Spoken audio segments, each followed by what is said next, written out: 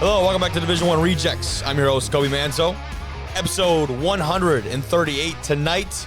Recording the night before Halloween here. We've got a great episode for you today. I'll be joined here shortly by the starting quarterback from Hardin-Simmons. That's Gaylon Glynn. They had a pretty big win this weekend. First time they've beat UMHB since 2015. He was obviously a big part of that. Now they pretty much own the ASC. They've got 2 games left. Big playoff implications for the Cowboys down there. Otherwise, though, some other storylines. A lot of D2 storylines today. We had the first Division II regional rankings come out from the NCAA selection committee. So super regions 1 through 4. I'll review those. I actually felt really good about a lot of those picks. So not a lot of nitpicking from me there.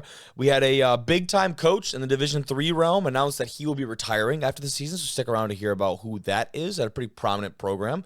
And then John Matoka, he breaks Tyson Bagent's overall touchdown record at the Division II level. Bagent's got a lot of records, so sometimes it's hard to keep track of exactly what's going on. But John Matoka has been balling. He's been doing it since he was a true freshman over there at Colorado Mines. We're going to talk a lot about the Ore-Diggers today. They balled out in a top 10 matchup against Western Oregon. We'll break down all the best D2, the D3 games with Jimmy Martin will be coming on the show. No Matt Schwarzer tonight. I'm going to do my best to cover the NAIA side of things. Matt gave me some great notes, some good feedback, some good insight. But before any of that, let's talk about our games and our players of the week. This week was no exception. We had some really crazy stuff go on, and I think let's start with our game of the week, the first up being the Division II game of the week here. And I'll say this always. There were great nominations, great selections across the board. This one, for me, took the cake. Wingate, 34-30 over in-state rival Lenore-Rhine in a big-time sack matchup. Lenore-Rhine, previously number 7 in the country. Wingate, unranked.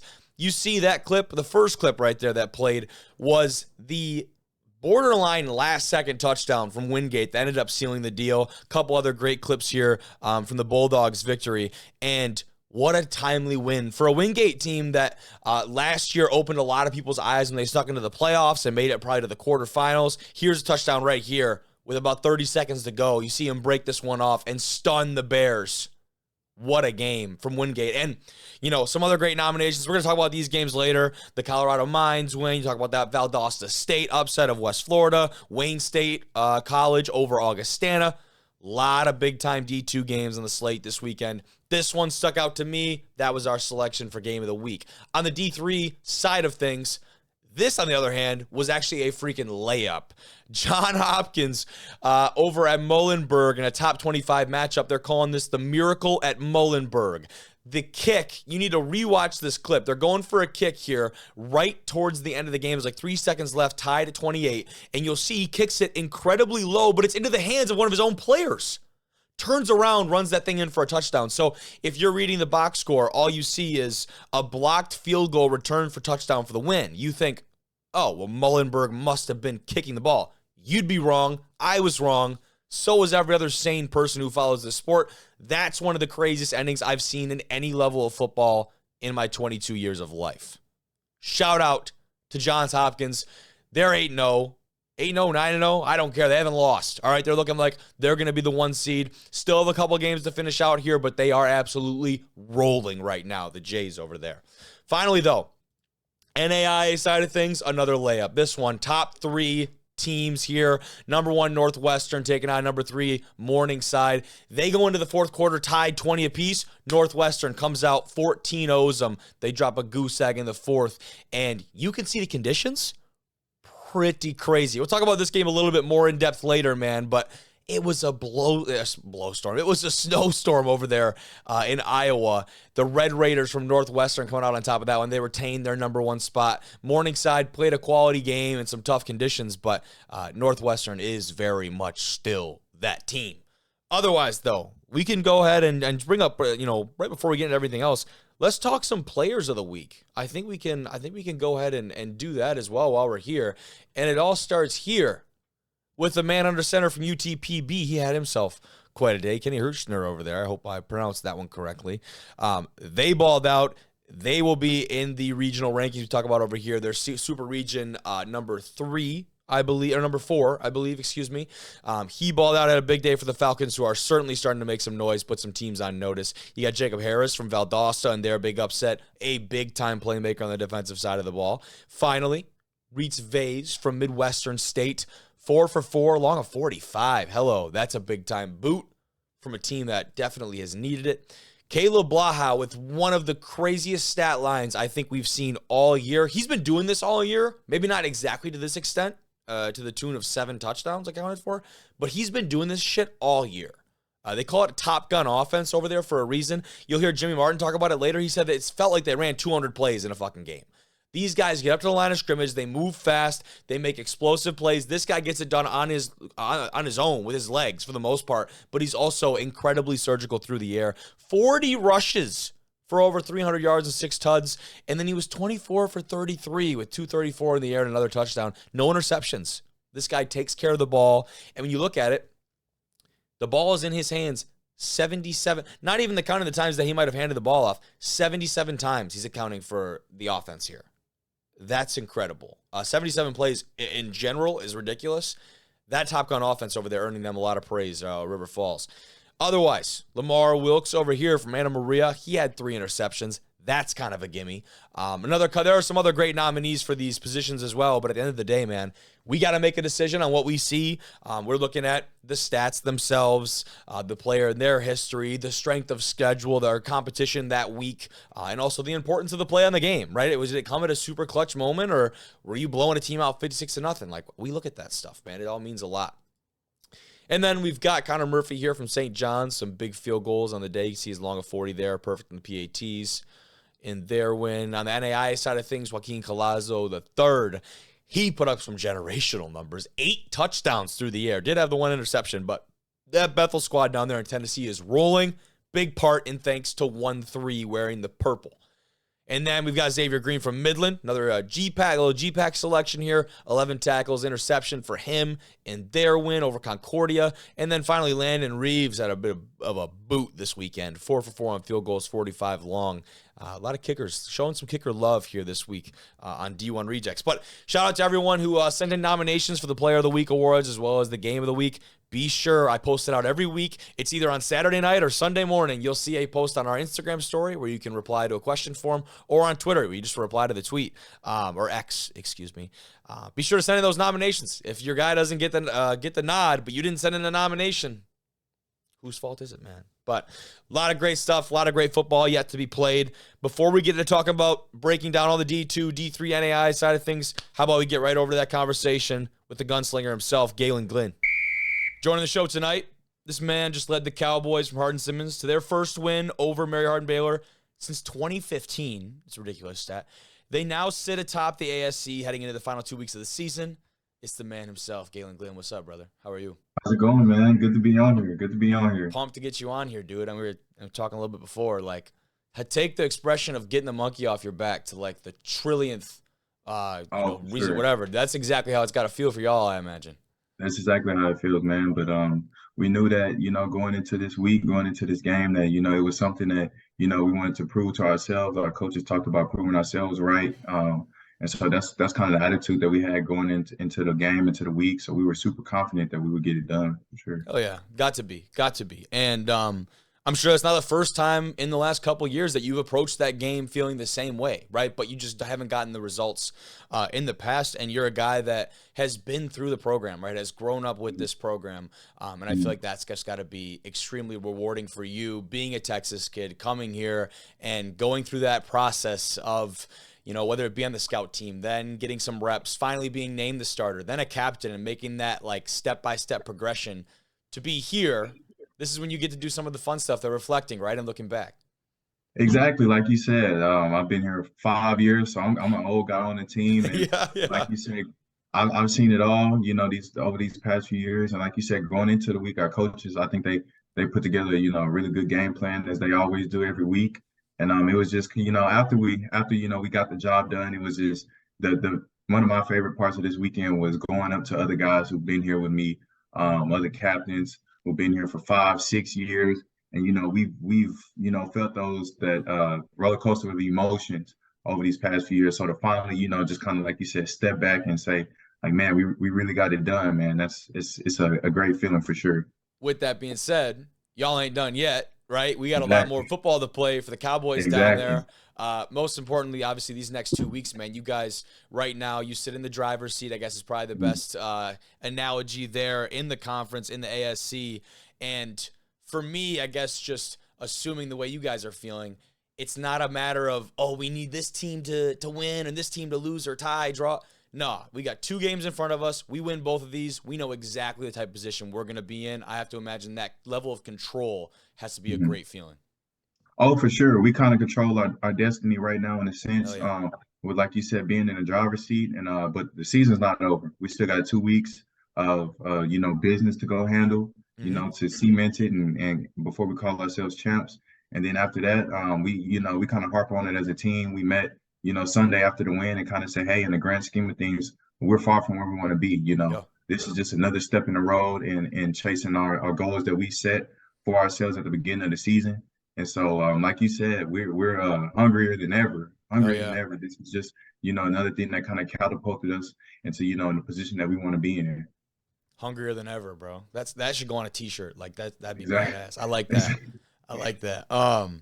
But that win has obviously, keep implying about the playoff implications, right? Because after you guys suffer that tough loss at Endicott, who, by the way, we found out is a pretty damn good football team. I don't know if you guys saw that firsthand. Yeah. I think the nation didn't really know that before that game. They've been put on notice. But by all means, after that loss, you guys had to have been, I guess for lack of a better term, kind of back against the wall. Because last year you had 2 losses and did make it into the playoffs, correct? But, Yes. you and I both know a 2-loss team getting into the playoffs is certainly not a guarantee. So you guys not wanting to maybe back into that playoff run now feels like the momentum is quite a bit different maybe than a year ago. Oh, for sure. As you mentioned earlier, we've kind of been victims of kind of having not having any control over, a say in our postseason opportunities. And so we make that a very focus of ours and say, hey, like if this is where, like I said, the goals that we set for ourselves at the beginning of the season, and we kind of know what's ahead. We have our work cut out for us. And so we just take a week at a time and just kind of making sure that we, cross all of our T's, dot our I's so that we can put ourselves in a position like we are right now to, have that chance to, make that deep playoff run like any team would want to do. Textbook answer, by the way. Yeah. Galen, Yeah. that was textbook. No, you you said all the right shit. I'm serious. I'm so serious. But like talked about, Texas kid come through this program, and if I was reading it correctly, obviously the starter last year, but was this year your first as a captain? I was a captain last year as well. You were a captain last year. Okay. Yeah, I couldn't figure that out for whatever reason. But over these last 2 years, talk to me about how you've grown into that role on and off the field, and now at a point where you want to leave your mark, leave your legacy. You and that whole class. Obviously, this is more than just a one-man type deal. But how are you going to leave that mark? Again, still got football to play, but talking big Yeah. picture here. This year, man, this team right here is special. It's so special. We've had old guys who we've seen it all. We came in together and we stuck through a whole pandemic, working out in garages over Zoom calls like we are now. Hell yeah. Just kind of, I mean, we've seen it all. We've been through it all. And just being in a captain role, man, it's a huge honor, to be a two-time captain because our team votes on that and they vote in guys who they trust with the team in their hands. So I mean, I'm beyond blessed to be in that position. And these past 2 years, man, it's forced me to grow as a player, of course, and just grow in my leadership role and just, kind of break out of my shell. I'm more of a reserve type of guy. So being in that position, I definitely, take it personal, and it's forced me to, meet new people, and the relationships that I've created on and off the field with people who play or might not play as much is just, it all comes together, man. It's something that I'm definitely going to miss, once I'm done playing. It's definitely one of my favorite parts of playing for sure. Yeah, man. You could say lead by example all you want. At the end of the day, the best leaders, they need to say something, right? In the certain Right. situations, there are moments when and when not to, and maybe that's what decides how good of a leader they are in different situations, man. But like you said, coming out of your shell and being that voice of reason for the guys. Can we take a step back though and talk about those Zoom workouts over COVID? Those were fucking ridiculous. You Yeah, learned a yeah. lot about your guys in those couple months there, and yeah, not all of them were pretty, man. Yeah, I mean, obviously, being in a pandemic was unprecedented times for all Yeah. of us. No matter whether you were playing football or just, just living everyday life. It was a weird thing for us. And so, our coaches, man, our coaches in our program, I think we handled it.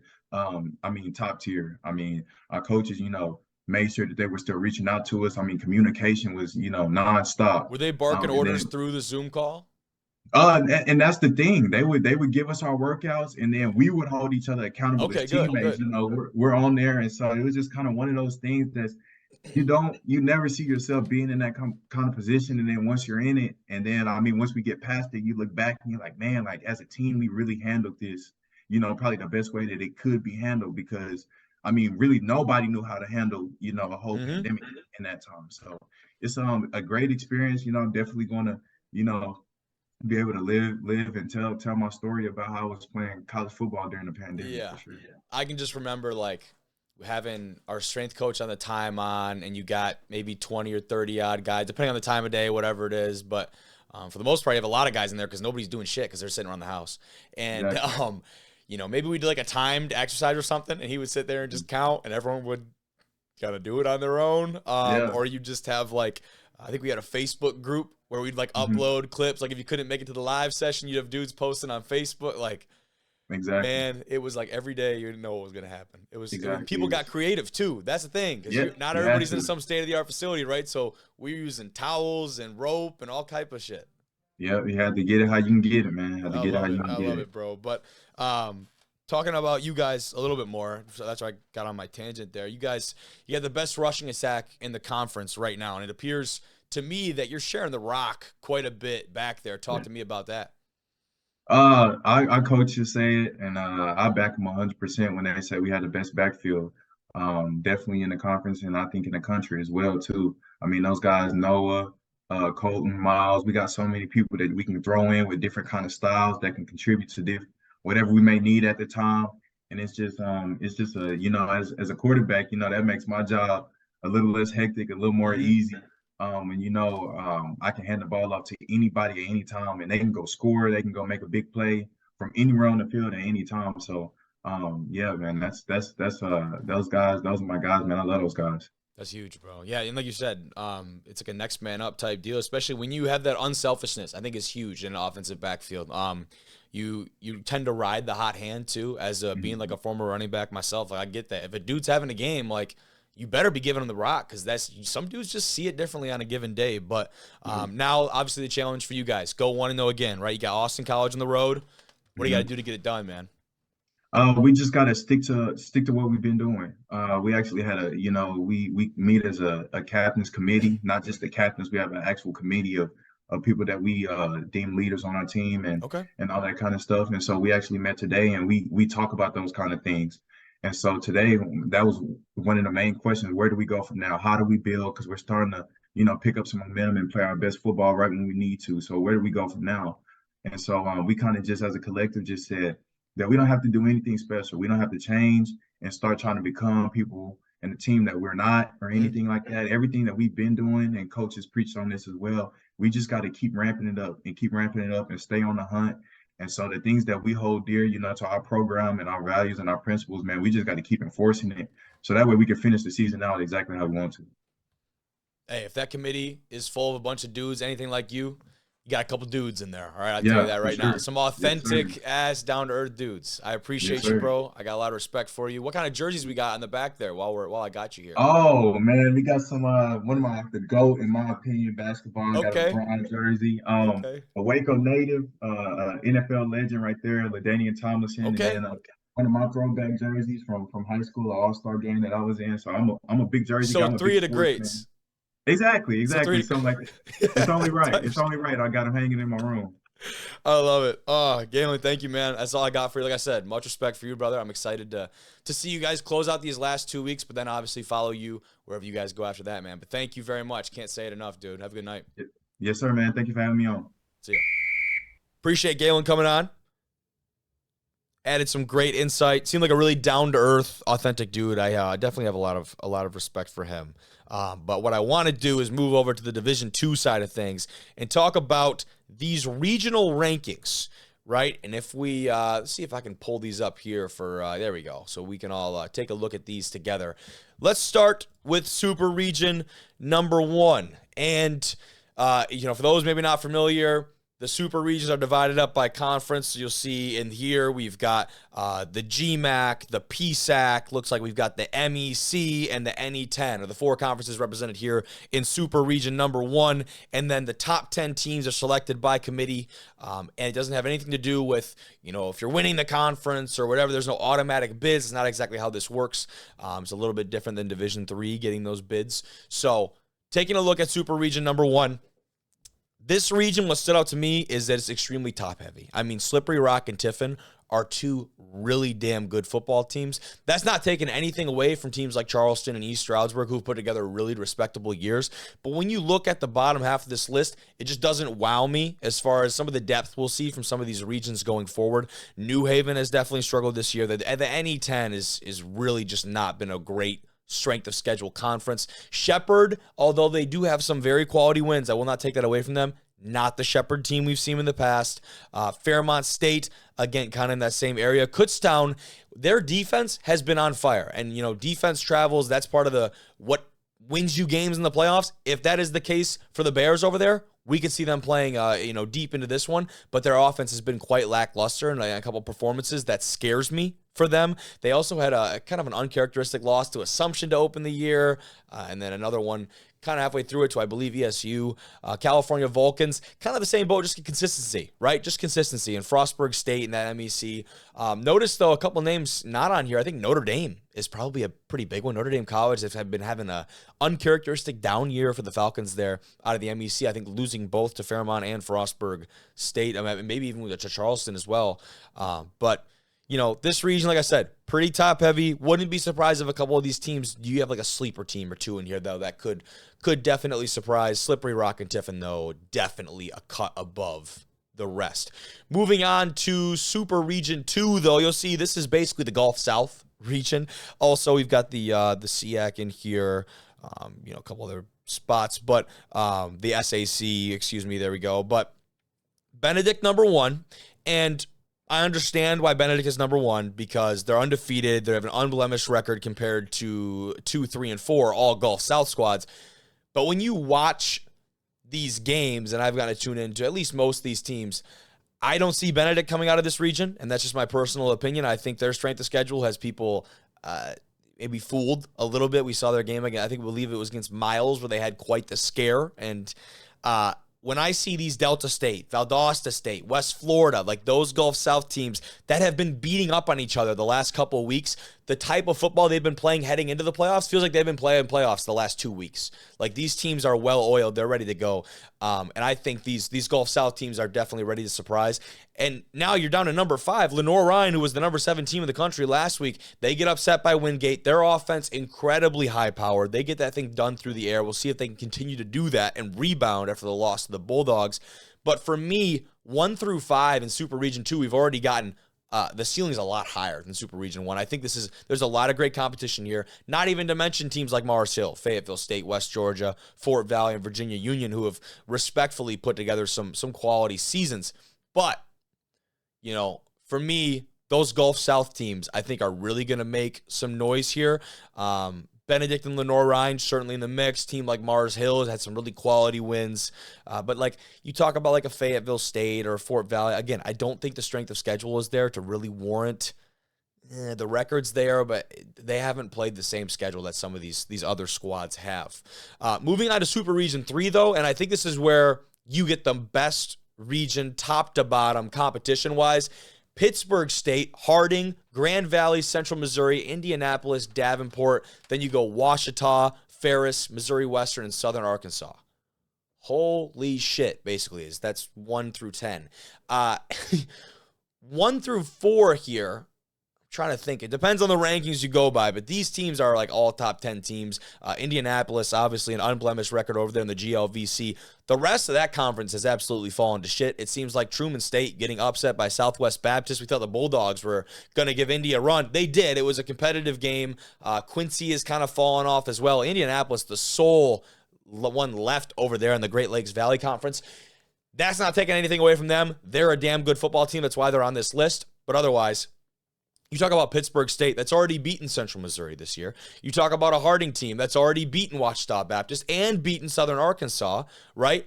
And these squads, I mean, this is going to make for some really, really fun football. Not only that, you think about the style of football from these teams. Teams like Pittsburgh State, Harding, Grand Valley, Ferris, right? These squads that are just uber physical, and they just play it, and they win and they lose at the line of scrimmage. Well, Harding, I mean, they might not even throw the fucking ball. They might just run it the whole time. But that's what they can do, and they've been able to do it very successfully. You can see there in the GAC. By the way, conferences here, look, we've got MIAA, we've got the GLIAC, obviously, the GLVC, and then the GAC, the Great American Conference, in Super Region number 3. And, again, this is the most depth to me. Ferris State, the reigning back-to-back national champion at number 8, that's all you need to tell me, right? And they're going to have a chance this week to really prove themselves against a Davenport team that is ranked higher than them right now because of that unblemished record. Davenport finishing the last 2 weeks against Ferris and GV respectfully. Let's see if the Panthers can make some noise. Last year, absolutely not. Horrendous. This Davenport team, I'll tell you firsthand, better team than last year. Much improved, more well-rounded, seem to be able to close games and finish in tight situations. We saw that last week against Saginaw Valley. So, to me, the strongest super region right here. Would not be surprised at all to see whoever comes out of here take it all.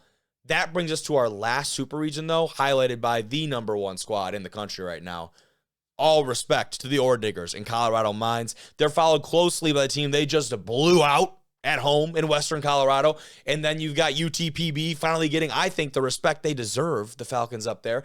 And then you've got Central Washington, the NSIC, 4 squads right there in Augustana, Mankato, Bemidji, Wayne State, followed by Angelo and Texas A&M Kingsville. This one is interesting. Mines, Colorado, make a lot of sense. UTPB, their only loss in the year is actually to that Mountaineer team right ahead of them. Central Washington has been lights out. Guess what? UTPB, Central Washington, they play last week of the year. We're going to see who comes out on top of that one. A 2-loss UTPB team. Try and say that 3 times fast.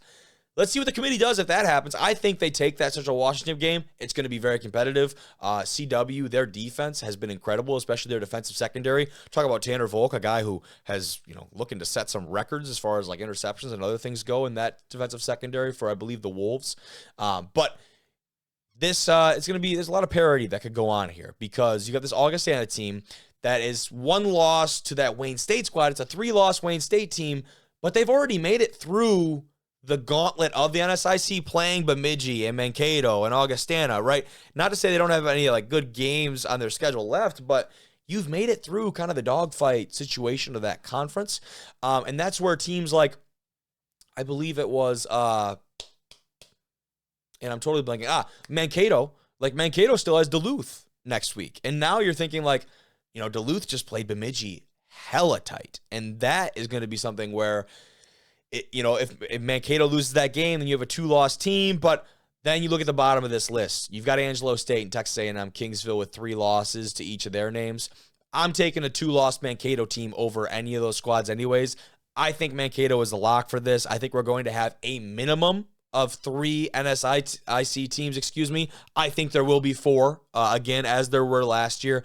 Just because the Lone Star this year, the bottom half of the Lone Star just has not done it. Angelo State is kind of disappointed, albeit their losses are 2 very quality football teams. A couple of them on this list, right? Kingsville, kind of in the same fashion. We thought their defense was going to come out, maybe surprise some people this year out of that conference. But the Lone Star right now, not feeling very balanced. It feels like this region could be also pretty top-heavy as well. But any of those NSIC teams, could certainly make a run at it. So that's at least my kind of quick breakdown and synopsis of the regional rankings. I would love to hear what you guys think. Please comment, reply.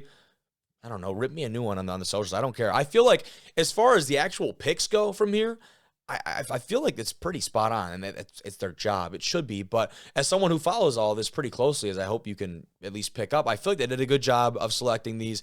And what's important to note is that these are the standings as of now. This has no bearing on the actual playoffs. Like, this is if the playoffs were to happen tomorrow, this would be the setup. We've still got 2 more weeks here before a lot of things are going to shake up. That Ferris State-Davenport game is a great example of that. That could certainly shake up these rankings a lot, even though I think both those teams, they might even just flip-flop spots. But, very interesting spot here. Another one, Missouri Western's got Pittsburgh State next week. Pittsburgh State, do they take their first loss of the year against a really solid Griffins team? Or are they going to bounce Missouri Western out of this top 10? I guess we'll see. But otherwise, a lot of good speculation there. Let's get into talking about some of these D2 games, some of the biggest ones from this last week. I think, we talked about Wingate a little bit, so we'll move on and talk about Augustana, number 17 team in the country at Wayne State. And when you look at this game, by the 14-12 was the final in this one. The conditions were ridiculous. It says here 27 degrees with about 10-mile-an-hour wind. The weather just says snow. That's all it says. And let me tell you, there was snow. When you look at this one and the actual box score and some of the stats, Wayne State did not score in the second half. They led 14-2 at halftime, and Augustana tried to pull something there late. They had a field goal with about 4 minutes left to bring it within 2. They're trying to play it safe. Augustana starts out with a safety. You knew this was going to be a crazy game. And then you've got a touchdown for Wayne State, but then a 64-yard pick six for the Wildcats. That seemed to be the game clincher and ended up being the game-winning touchdown. They just couldn't bounce back from that. And there's some of the offensive stats. If we go and look at the actual team stats here, Wayne State had 3 first downs on the day. Their offense could not really get anything going outside of the first quarter. That pick six was so big for them. They actually finished with negative 23 rushing yards on the day and 43 passing. So if you combine those, you're looking at a net total offense of 20 yards for the Wayne State Wildcats, and they just beat an undefeated Augustana team. What? It's ridiculous. That's ridiculous. Augustana had a bit more success rushing the ball. They ran for about 150, threw for about 150, had 14 first downs on the day. In almost every statistical sense, they're beating Wayne State. And for me, their time of possession, 37 to 22 minutes. They did a lot of things right. They just couldn't get in the red zone and finish drives. They really struggled on third down. Both these teams were 1 of 13 on third down in this game. I cannot stress enough, the weather was so shitty. These teams were just struggling to get something together. But kudos to Wayne State. I mean, a team with its back up against the wall, still with obviously some playoff implications on the line, even having 3 losses, just because of the quality of schedule that they do play. I mean, what a game. What a game for them, man. That is something else. If we look at the schedule moving forward for Wayne State, they're at Sioux Falls and then at Concordia St. Paul. Those are 2 games that the Wildcats should relatively easily handle, if I were to guess. And then you're looking at a team that probably does sneak into the playoffs for sure. They've already got quality wins now over number 12 Augustana, then number 17 Minnesota Duluth, and a win over Moorhead to open the year. It's another big one for them. That loss against Northern State last week definitely hurts, but for the most part, this team is right where they want to be with the chance to be playing some very meaningful football. Here is at least one picture of the afternoon that we can take a look at here. Hold on, if my computer is going to stop bugging out. There it is. Check that out. That is a snow game in Nebraska, baby. Sick. What a great time. People always think white uniforms with the snow, right? What a great time to wear the all blacks. I think that's badass. I think that's so sick. But that's a peek at the conditions over there. We can move on though. Let's talk Frostburg State at Charleston in a big time MEC matchup. Both these teams obviously in that super region in the rankings there. Charleston comes out on top 28-25. They're having a hell of a year. They're getting it done on the ground behind Siobhan Wright for sure. And in this one, they actually found themselves having to come behind in the first half here. They were down 10-0, started to put something together here. They didn't grab the lead until later, and once they did, they held on to it. Frostburg they scored one late to make the score at least a little bit more interesting, but this one was a pretty solid win from a Charleston team that we've come to expect that from them. Kudos to Frostburg, though. They did shut down Siobhan Wright, who is one of the leading rushers in D2 football right now. He had 20 carries. They limited him to only 87 yards and a touchdown. So not exactly a crazy offensive performance for either of these squads. 2 interceptions from Javante Howard over at Charleston. That's going to even this game up quite a bit. Definitely some big-time defensive performances. Looks like we had 4 sacks on the day for that Charleston defense. A lot more TFLs. A fumble recovery, returned 63 yards by Kayshawn Beasley. This team is playing in all facets of the game right now, and I think that is what makes them dangerous. If you look at kind of their schedule right now, they finish out the year with West Liberty and West Virginia State. Could be interesting. I kind of doubt it. But they already have some pretty quality wins this year over teams like, Gannon, UNC Pembroke. You've got Notre Dame on there, now Frostburg. That one loss coming to a decent Fairmont State team that's also in that super region. So big-time win there, and that's a good playoff solidifying win, it feels like. Otherwise, over in the GLIAC, number 17, Davenport. They host Saginaw Valley. They had to close this one out late. Drove down the field. You call it a 2-minute drill. I don't even think they had 2 minutes. That's a kudos to Jason Whitaker and that offense over there for the Panthers, Myron Harris and company. Those guys drove right down the field, had a touchdown when they needed it. They outscored Saginaw Valley 15-0 in the fourth quarter. They get it done. They scored 11 seconds left on a 10-yard rush by Whitaker under center for the Panthers. And eerily similar to last year, where they eked out a win at Saginaw by 1 point. This year, they get it by 3. And some key notes. Saginaw Valley started a true freshman in Mason McKenzie for them, who actually had a decent game, 22 for 31, 156 and a pick. So for a true freshman, that's what do you expect, man? They did keep Myron Harris pretty low here. He only finished with 13 yards on 9 carries, so that's something to look at. Khalif the Beef finished with only 21 yards. So running the ball, Davenport actually got shut down. They did get it done through the air. Whitaker threw for 255, did have a pick and 2 touchdowns, and their receiving core did a lot from Davenport. They spread the ball out very well. This is where it gets interesting for a team like Davenport. Like I said, this is a better team Davenport-wise than they have been the last 2 years, which is saying a lot. They've been good football teams. These last 2 games, you've got a home game against Ferris, and then you go to Allendale to play Grand Valley State. These are the 2 most telling weeks for this Davenport Panthers squad. I think they've got a better crack at Ferris than they do Grand Valley, personally. We'll see if they can make any noise. Ferris has their back to the wall right now. I think they're going to get a pissed-off Ferris team this week. With that being said, I'm very excited to watch this game. I'm very excited to see the outcome of that one. Otherwise, RMAC news. Let's talk Colorado Mines. They host Western Colorado in the top 15 matchup here. It didn't feel like a top 15 matchup. All right, 42-7, the Ore Diggers prevail. Not only they prevail, they fucking dominate.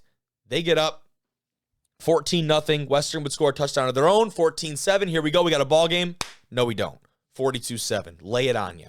John Matoka continues to ball. Western Colorado did not score a point in the second half of this one. His final stat line, Matoka for the Ore Diggers, 22 for 34, 241, 3 tuds. Did have an interception, took 2 sacks on the day. His big feat on the day, though, not coming through the air necessarily, more so in total touchdowns. Here you can have a look at it. He passes Tyson Bagent, and he is now the NCAA Division II career touchdown leader. Hell yeah. Shout out to you, John. What a career for the kid. Started as a true freshman for the Ore Diggers, something that really does not happen over there very often. They want to redshirt all the guys that come through there, as many quality programs do. The record previously held by Shepherd's Tyson Bagent, he eclipses that one in the contest. Now, Bagent still holds other records, like the career passing record for the NCAA, those kind of things. But as far as the Division II specific all touchdowns, total touchdowns is concerned, John Matoka is now your guy. But big time win for Mines. They're the number 1 team in the country. I think they've shown that. They've had every opportunity in the world to show it, and they've continued to show up and do it every single time. Their first 2 games of the year, versus number 3 Grand Valley, and then at number 4 Angelo, 2 wins. After that happened, you knew this team was locked the fuck in. They go ahead and whoop a decent Pueblo team.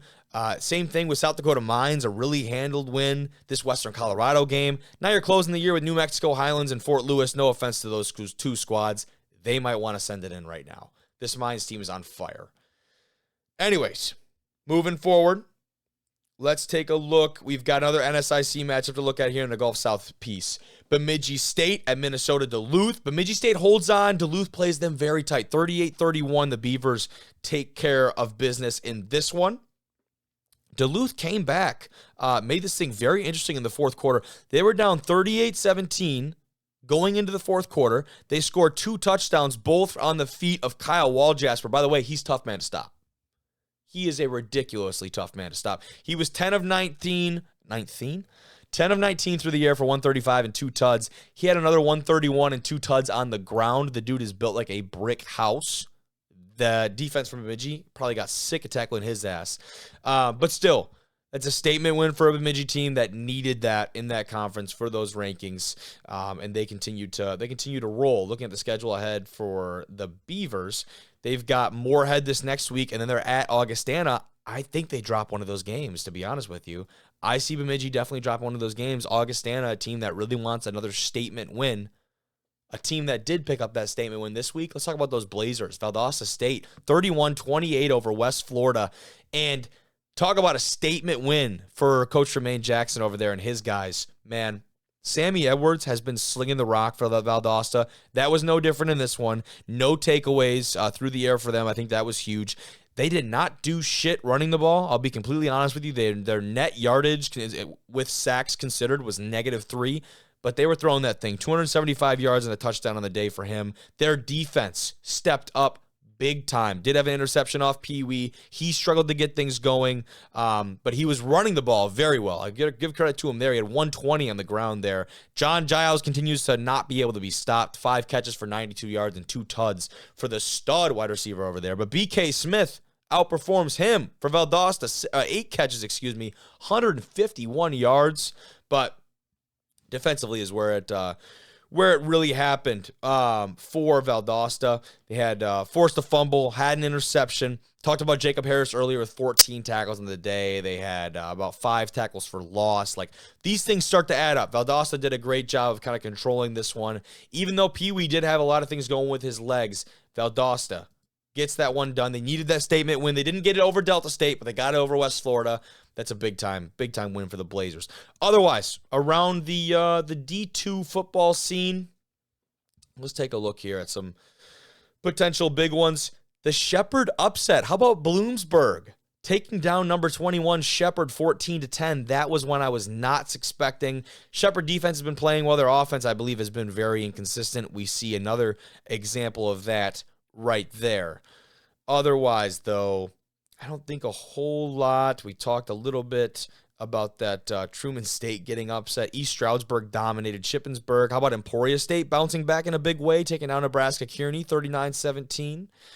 And then we have Findlay with a pretty dominant win. That's a name that we didn't see on that super region ranking right there, Findlay. Otherwise, Henderson State continues to look really solid. Indianapolis as well. Gannon takes down IUP. That was a big-time win for the Knights over there. Northwood with the win over Kentucky Wesleyan. Kutztown prevails in a low-scoring game against Millersville. And then you've got Limestone picking up the win over a solid Newberry team. But yeah, I think that's kind of the cliff notes on most of the bigger matchups from this week. MSU Moorhead, how about their win over Winona State? And New Haven taking down Assumption in an NE10 matchup that will keep New Haven at least in that super region conversation. But it's kind of the big ones. Yeah. I don't think we're missing too much there. Slippery Rock obviously looks damn good. But yes, looking through, that's probably good on the D2 side of things. Let's move over. Before we go to D3, I want to talk about the coach at a Division III squad that is calling it quits after this year, has officially announced that he is retiring. And drum roll, here you have it. From Bethel, Coach Steve Johnson. He is finally stepping down after 35 years. of coaching over there. And the Royals, they certainly owe this man a debt. He has been again, I'm not incredibly familiar with the program, but he has been certainly the face of that one. If you're there at any place for that long, certainly just an incredible tenure, an incredible run that he's had there. There's going to be, I think they're having a little get together after the game this week. They got Concordia they're hosting, but then we look at some of the accolades that he's had in his time coaching the Royals. He was the 2022 American Football Coaches Association Division III National Coach of the Year. So it's not like this dude used to be a great coach and is kind of like just kind of sputtering out and is, walk up. This man is at the top of his craft, arguably, right now. He's coaching some very good ball. This team's playing a premier level of football. He's got 6 West Region Coach of the Year awards between the Coaches Association and D3Football.com. MIAC Coach of the Year awards. He's got 6 of those. He's in the Minnesota Football Coaches Association Hall of Fame. He's been the Man of the Year. Like, there's not an award that this guy has not been acquainted with in some way, shape, or form. There's some great quotes in the press release from some of the people that, talk about. They have mentioned that obviously a national search for the next head football coach will continue after the end of the season. So after whenever Bethel is done playing. But we talked about their squad a little bit with Jimmy here very shortly, talking about that MEAC championship week. Looks like they could potentially get a rematch of Gustavus. So we'll talk about that very soon. Why don't we head right over and talk with Jimmy Martin about the Division III side of things. Let's delve into D3 then, dude. We had some pretty crazy games this week. Obviously, our game of the week we'll get to here in a little bit, the Miracle at Muhlenberg. That's got a really good ring to it, by the way. It's pretty ridiculous. But there were some other big ones. We've already talked with Gaylon a little bit earlier, and I think you want to start with that Hardin-Simmons one.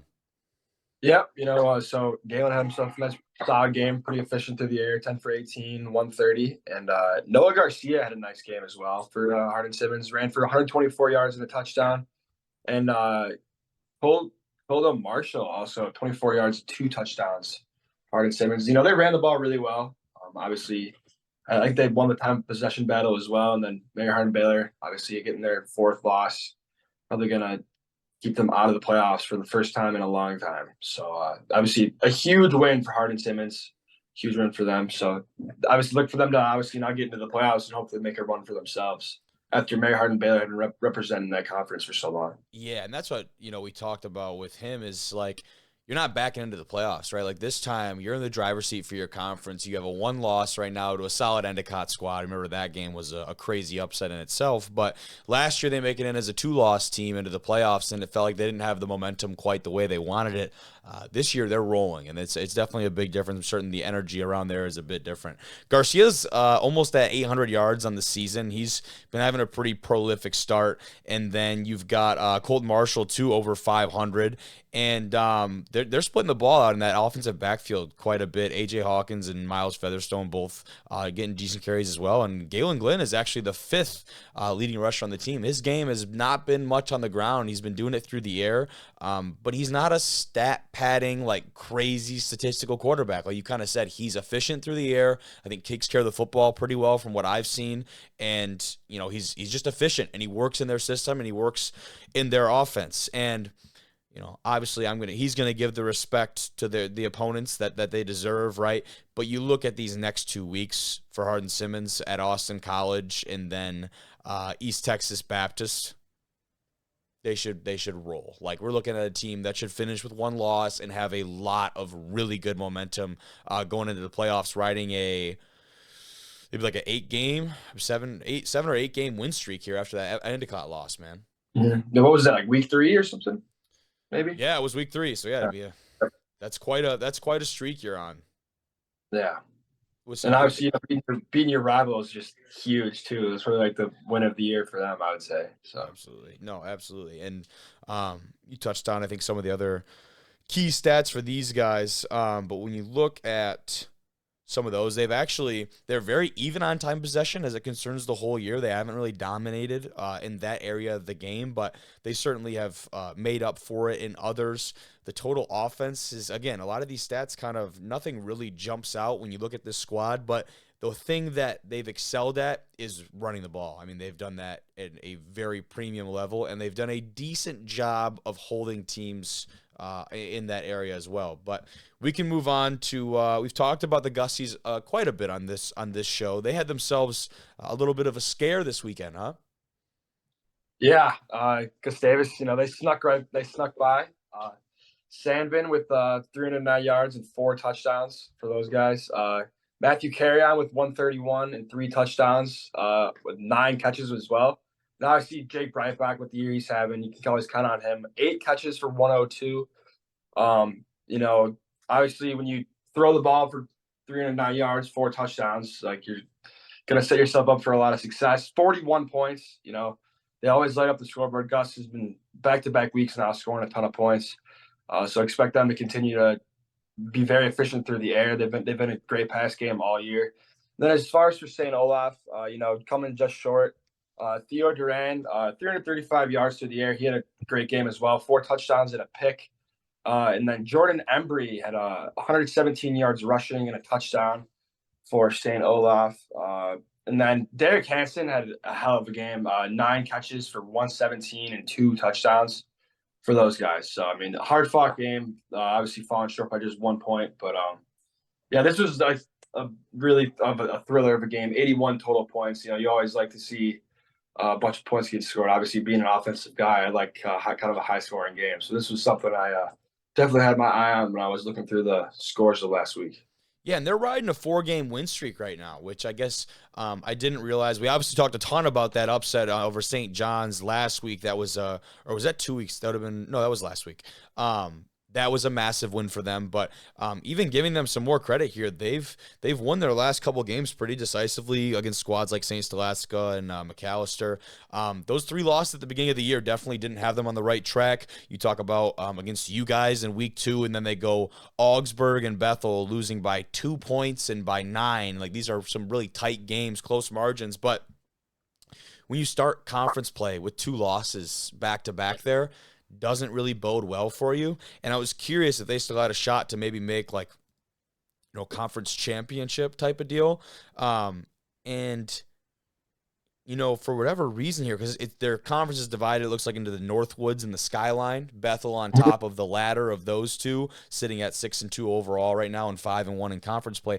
St. John's is 5-1 in conference, but they're actually only 2-1 in the division of the Northwoods because of that loss to Gustavus.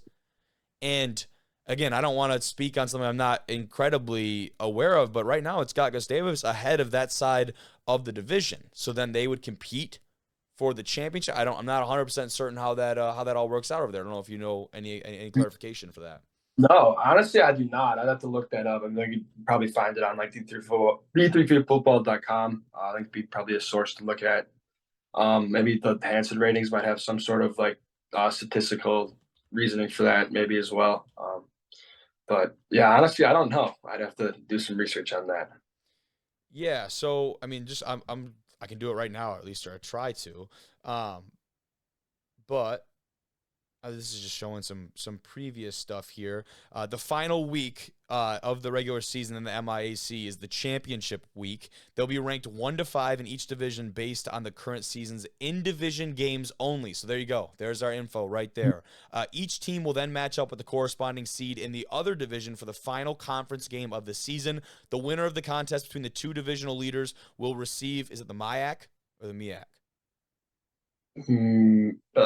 MEAC. I hate this shit. Why does everyone do it differently? Well, it's definitely the WIAC. I can promise you that. I don't know about that other one. We'll say the MEAC here. The MEAC's automatic qualifier to the Division III football playoff. So now, and that's what I was very interested by, is because now what you have is a team in Gustavus that has 3 losses on the year, but now because of their play in their division, in the Northwoods division, is setting themselves up to be in this championship game and get a rematch, another shot at Bethel, who beat them earlier in the season, slating up to be a really big contest. Because a 3-loss team making the playoffs in Division III is not something you hear about very often, huh? Yeah, especially in a conference like that. That's not necessarily like, like a WIAC kind of conference. Like, Yep. there's probably it's a good conference, but normally you're not going to get a 3-loss team from the MIAC into the playoffs. But I mean, obviously, some wild things can happen. If you win your division games, you play well in conference. Like, you'll set yourself up for a chance at the playoffs. I mean, I honestly don't really hate that rule at all. Mm-hmm. Yep. And during championship week last year, Gustavus pulled out a win over Augsburg, but that was not for the actual championship bid. That was the next game down. It's pretty interesting how they do that. So they match them up according to seeds and kind of sort them out that way. So I'm glad we actually just sat down and kind of figured that out right now. But yeah, within the division, Gustavus right now 3-0, St. John's 2-1. So if all things shake out the way that at least we're expecting, with Carleton being the only one left on their schedule, we're going to be looking at a rematch between Bethel and Gustavus in that championship for the conference, playing for an automatic berth into the playoffs. That's pretty incredible stuff, dude. Yeah, that'll be a fun one. That'll be a fun one for sure. Really obviously there's still a game to play. Yeah, and that's again same thing with Hardin-Simmons. Like, you can't, and we're gonna give the respect to the opponents, but like, as media people, like, we just this is what's supposed to happen. I'm not saying it's going to. This is what probably is going to happen. Especially I think the D3 level is sometimes a little bit more predictable. You never know. Let's talk about our game of the week though. Johns Hopkins. They pull off the weirdest play probably I've seen, especially at this level. 34-28 on a last-minute blocked field goal return over Molenberg. It was ridiculous. I did not see that. I just saw the box score. I had no idea. You didn't see the video anywhere? No, Jimmy, come on. Dude, I normally, I'm on that. I didn't see it anywhere. So, okay, well, I'll show the video in post right here. Snap. Yeah. There's the video, and I'll just talk about it while it's playing now over us. But right now, just in your head, right, close your eyes, imagine Johns Hopkins lining up for what would be the game-winning field goal, and it's tied at 28. There's 3 seconds left in the game, and he kicks this ball astronomically low, borderline worm burner. Does not make it over the line, but it goes right into the hands of a Johns Hopkins player who grabs it and runs around the end and runs in for a touchdown. Oh, no. It was so ridiculous, it almost looked scripted. Dude. And people were very adamant saying, that was real. I'm not doubting it. Just the way that it looks and it was perceived, it was one of the most ridiculous football plays I've ever seen. Because you read the box score, you see field goal blocked. You assume that it was the other team kicking the field goal. Not the case. They blocked their own field goal and then scored for the game winner. Dude, that doesn't even make – that's the craziest play I've ever heard. It was absurd. But we've got the clip posted up on our Instagram and our Twitter as well. Be sure to check that out. But yeah, so that one was ridiculous. But anyways, any other takeaways from that one for you? I was going to say, Bay Harvey had a heck of a game. He ran for 93 yards and a touchdown, and also threw for 245 and 2 touchdowns. Did throw a pick, but obviously, still won the game. So maybe look to clean up that one turnover, but obviously, still had a hell of a game. So, I mean, obviously look for right now, man. Playing like a 1 seed, probably rolling. Going to be a 1 seed. They've had some statement wins over this stretch as well. Molenberg being just the latest of which. I mean, they started off the year with that win over Ithaca, and they've had a couple other quality wins even since then. But inside of the Centennial, the conference, they've been pretty lights out, won a lot of quality games, and they close out these last 2 weeks at Dickinson and then home versus McDaniel. And if the rest of the season has been any indicator, this Jays team is going to be rolling into the playoffs. Yeah, it'll be interesting to see their playoff push. See who they play the first round, who's in their pool, things like that. Yep. And I'm going to or at this point in the episode, I've already talked about the D2 regional rankings that just came out, but a little bit different there at the D2 level. But let's move over, talk a little bit of WIAC stuff. Talk about the man you saw play firsthand this weekend, that being Caleb Blaha and those that Top Gun offense from River Falls. Yep, yeah. Caleb had a hell of a game. He ran for 300 yards and 6 touchdowns, and then he threw for 234 and another touchdown. So, they lit up the scoreboard a little bit, 49-35, but Blue Devils hung in there a little bit. Arthur Cox, old reliable, two more touchdowns for him on the year. He's stacking up touchdowns. I think he's got 7 now. I want to say he had about right around 100 total scrimmage yards I'd have to go back and look to see exactly, but and then Tucker Hoganson had his first touchdown, the sophomore. He had like 5 catches for like 46 yards too. My boy Tuck, shout out Tuck. But yeah, it was nice to see him get in the end zone, So that was pretty sweet also. But and yeah, looking at this score a little bit too, you guys technically never led in this game, but I'm sure it didn't feel like that because the way you just matched at least basically all the way to the fourth quarter, blow for blow with these guys, right? It was like right there. And looking at this, like seeing it technically was a wire-to-wire win, but again, it probably didn't feel like that, huh? Yeah. Obviously being tied at halftime, we came up, we had the ball to start the half and we went 3 and out. That's probably the most critical drive of the game. We talked about that as a unit in meetings on Sunday. That's a situation where we just have to capitalize, and unfortunately we did not. But we're not going to beat ourselves up about it. We're just gonna, we got Eau Claire this week, so now we're focused on that. But for sure, yeah, I mean, obviously it sucks though because we know we're competitive. We're right there. It's just a matter of just capitalizing and finishing. It's been the story of the year for you guys. It feels like, man, you're in just about all these games. Yeah, I think probably another very indicative stat is we only scored a touchdown in the red zone. We were in the red zone 5 times. We only scored 2 touchdowns in the red zone. That's tough. So obviously, that's not gonna get our goal of 75% touchdown efficiency in the red zone. And yeah, and who knows? We punch those red zone trips in the end zone, we maybe win that game. Different ball game, dude. Yeah, but obviously, you got cap to the Falcons and Baja too. They played a hell of a game. He's balling. The former Winona State Warrior, which I did not know, actually. He used to play for those guys. But looking at their schedule moving forward, this is what I really wanted to talk about with you. Obviously, the big one this next week, at home, number 4, UW La Crosse coming to town. And this, I guess, for all intents and purposes, is win and get in. For both these squads, they both have 1 loss in the year, I do believe. And now you're looking at a game where you win, you're in the playoffs, and you lose, and potentially you settle for the Culver's Isthmus Bowl. Yeah, and River Falls has won that bowl 2 years in a row, so I'm sure they're kind of getting sick of that. I was going to say, if you're River Falls, that's motivation. And not that they probably enjoy having the experience. Any bowl game at these levels are incredible, but man, they want to get into fucking playoffs. They don't want to do another little bowl game. Yeah, and I have a feeling that River Falls will be in the playoffs. I think they're 7-1. And they play. Who do they finish with? Lacrosse and Oshkosh, I want to say. Lacrosse and Oshkosh. They got Oshkosh at home the week after, dude. And those are 2 tough ones back to back. Yeah. I saw something interesting actually today. I was looking at the Hansen ratings, and I kind of just like looking at the spreads and stuff. Dude, River Falls is a 7-point favorite against Lacrosse. Really? Yeah, I think that was a pretty big spread for that game. I wouldn't have guessed that. At home, don't get me wrong. I get that part. I was going to say maybe 3 or 4, but 7's a lot. The way their offense is playing right now, though, man. I mean, Lacrosse is playing, obviously, a really, really good football, too. Yeah. So. Yeah. I mean, you've seen both these squads, too. How do you think, at least especially on the offensive side of the ball, they match up style-wise? Yeah, obviously, River Falls has that, up-tempo offense. I mean, I feel like they might have ran 200 plays. That's what it felt like. Those guys just play it. I love it, dude. But yeah, they have really, really high tempo offense.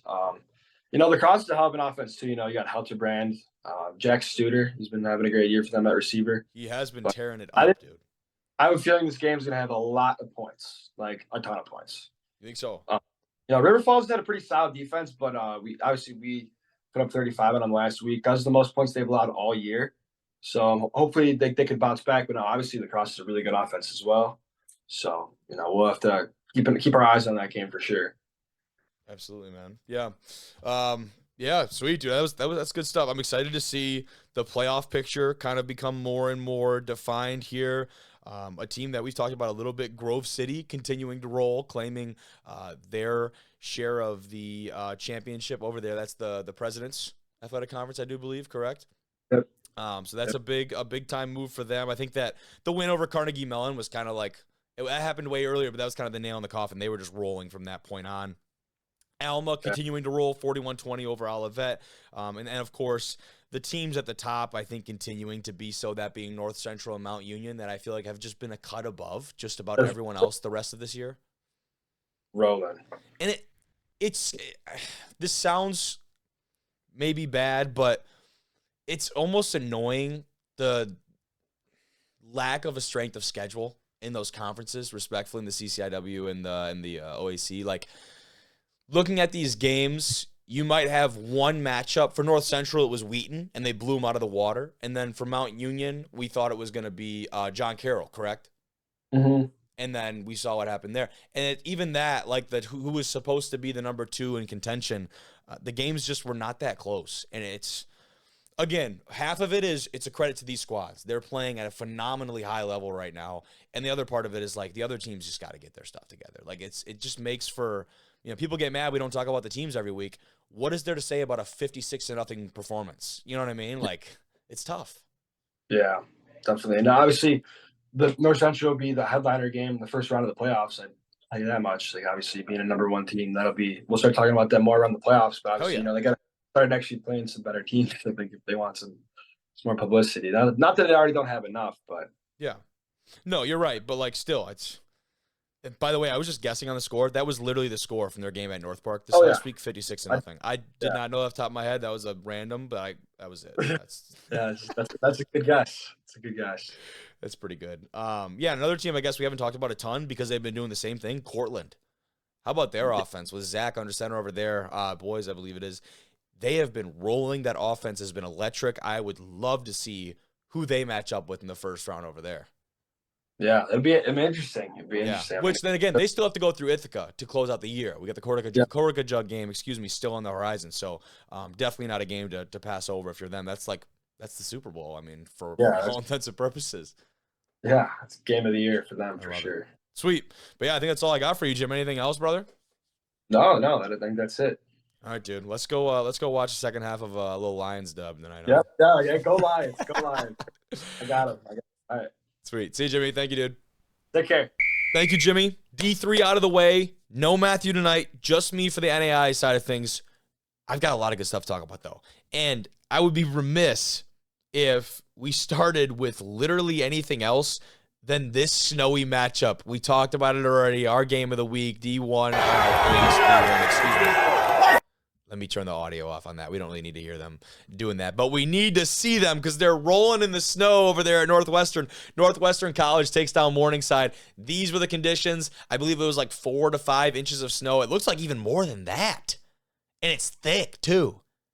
It's hella thick. That is hilarious.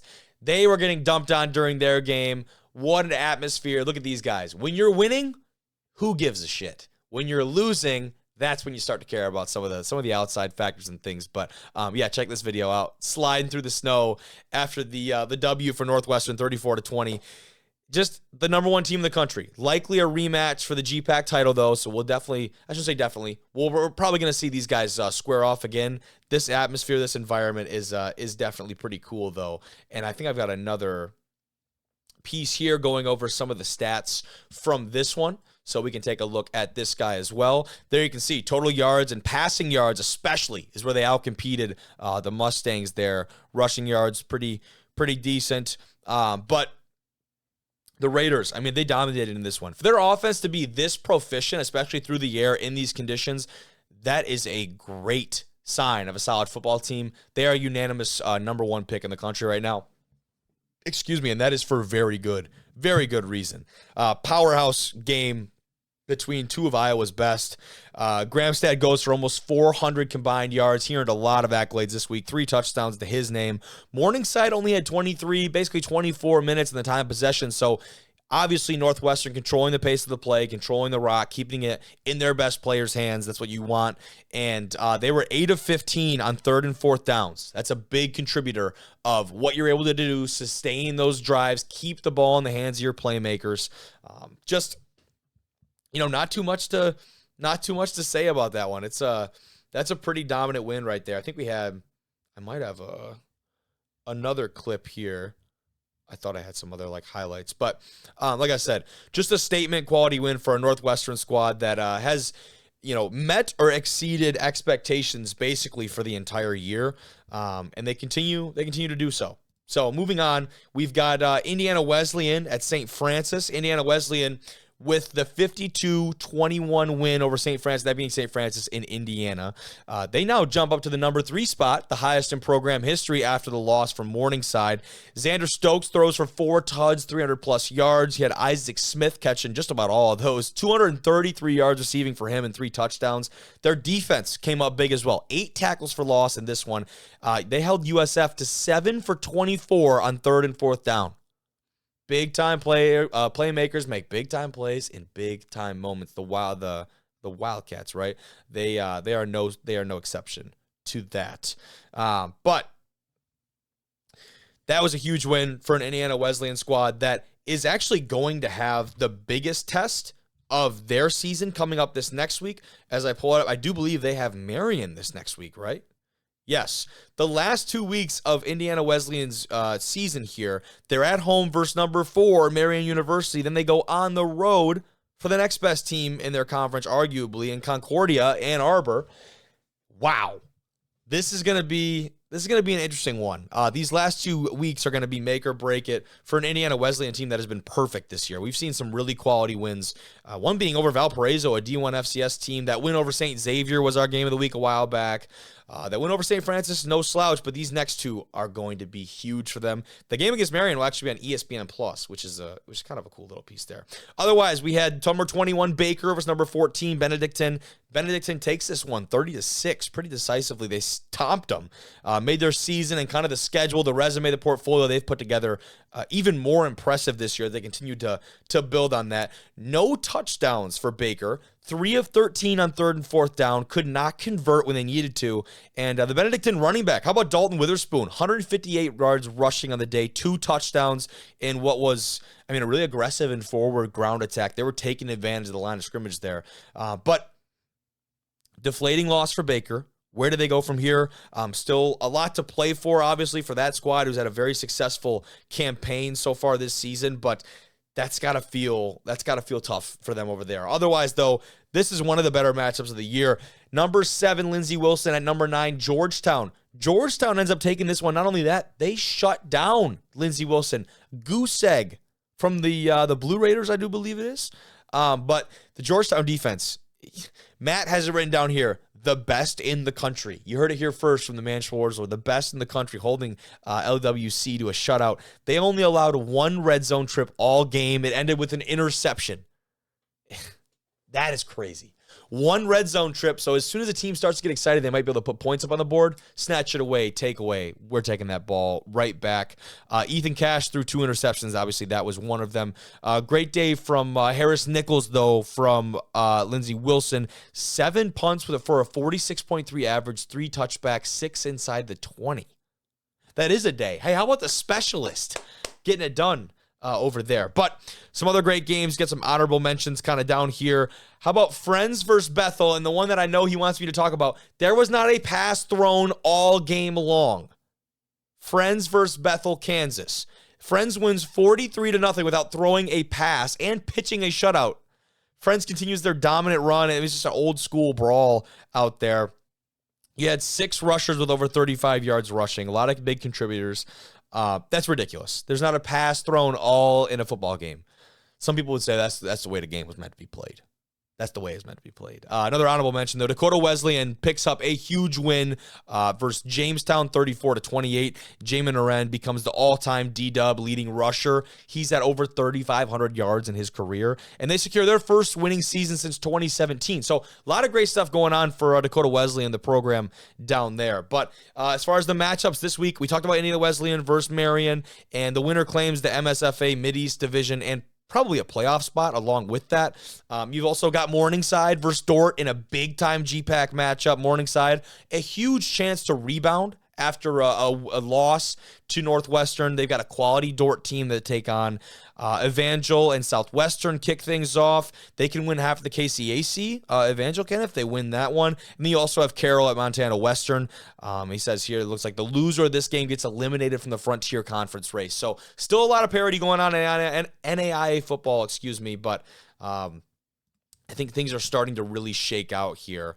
Not a whole lot changing rankings-wise. Talked about Morningside dropping just a few spots. Lindsey Wilson as well drops a few spots after the loss. But most of the same faces in this top 25 poll. So I think things are starting to really settle in with NAIA football. But that's all I've got for today's episode. You're probably sick of hearing me talk. A lot of me today. I appreciate you if you've listened this far into it, though. It's been a blast. We're going to keep giving you some great content. So thank you for listening. This has been D1 Rejects.